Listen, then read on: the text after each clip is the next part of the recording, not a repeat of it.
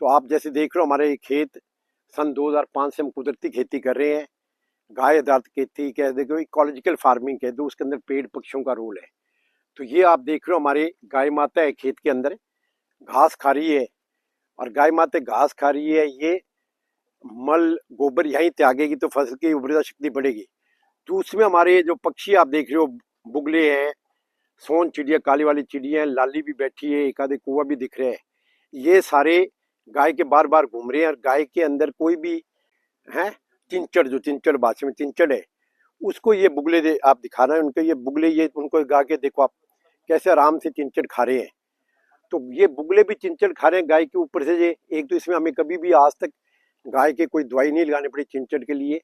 ये पक्षी है ये खा जाते चिंचड़, गाय के साथ साथ ये घूम रहे हैं, और ये भी खेत के अंदर विष्टा करेंगे। तो जैसे कि आगे एक आधे वीडियो में आपको बताया है, तो पक्षी की विष्टा के अंदर 0.004% फॉस्फोरस होती है।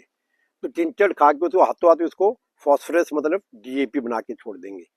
और ये पूरे खेत में आप पेड़ देख रहे हो, चारों तरफ हरियाली, पेड़ ही पेड़ है। तो हमारे 20,000 पेड़ हैं और बहुत हर प्रकार के पक्षी हैं।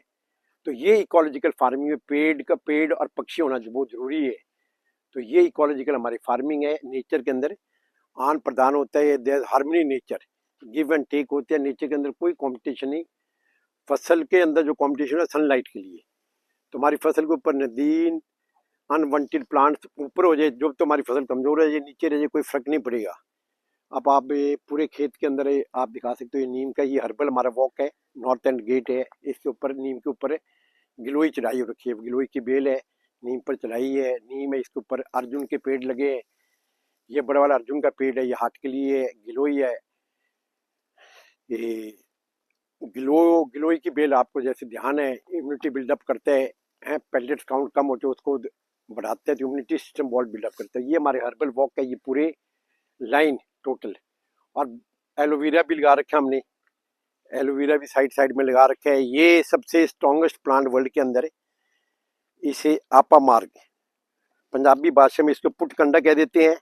आपा मार्ग है, ये कांटे हमारे पे एक लाइन में लग जाते हैं कपड़े के ऊपर पास जाने से।